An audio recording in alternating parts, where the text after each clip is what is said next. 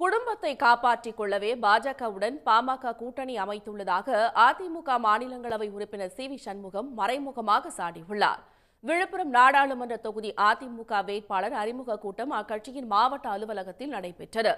இந்த நிகழ்ச்சியில் உரையாற்றிய சி வி சண்முகம் 10 ஆண்டு காலமாக கூட்டணி கட்சிகளையும் எதிர்க்கட்சிகளையும் உடைத்த பாஜகவால் அதிமுகவை எதுவும் செய்ய முடியவில்லை என்றார்.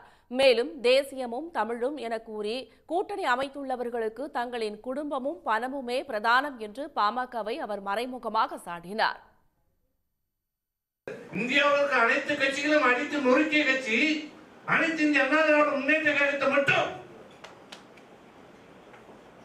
மண்டமடைனா என்ன காரணம்? இது தொண்டர்கள் நிலைமைய இயக்கம். இன்னொருத்தர் தேசியமும் தமிழும். இப்பதான் ஒரு தேசியம் தெரிவிக்கப்படுது. தேசியமும் இல்ல தமிழும் இல்ல, ஒன்னும் கிடையாது.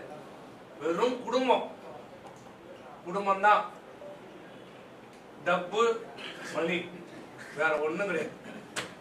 ஆக அதை பத்தி நமக்கு கவலை இல்லை. நமக்கு மேல இருந்த ஒரு பாரம் நீங்கிருச்சு. இதேபோல் பாஜக பாமக அமைத்துள்ள கூட்டணி கொள்கை இல்லாத கூட்டணி என அதிமுக முன்னாள் அமைச்சர் OS மணியன் விமர்சித்துள்ளார்.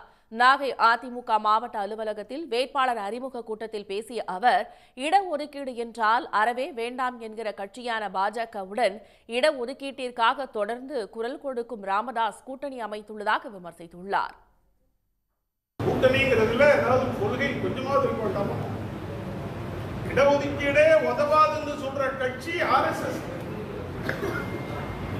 ஜாதிவாரி கணக்கெடுப்பே கூடாதுன்னு பேசுற கட்சி RSS. அங்க போய் பாட்டாளி மக்கள் கட்சி இடஒதுக்கீட்டுக்காகவே இடஒதுக்கீடு ஒன்றே கொள்கை என்று சொல்லுகிற பாட்டாளி மக்கள் கட்சி போய் கூட்டணி சேர்ந்திருக்க. என்ன கூட்டணி? ஊழல் வழக்கிலிருந்து தப்பிக்கவே அன்புமணி ராமதாஸ் பாஜக கூட்டணியில் இணைந்துள்ளதாகவும் OS மணியன் விமர்சித்துள்ளார். அதேபோல் வழக்குகளை காட்டி பாஜகவால் அதிமுகவை அடிபணிய வைக்க முடியாது என்றும் OS மணியன் கூறியுள்ளார். உடனுக்குடன் செய்திகளை தெரிந்து கொள்ள சன் நியூஸ் பெல் ஐகானை கிளிக் பண்ணுங்க.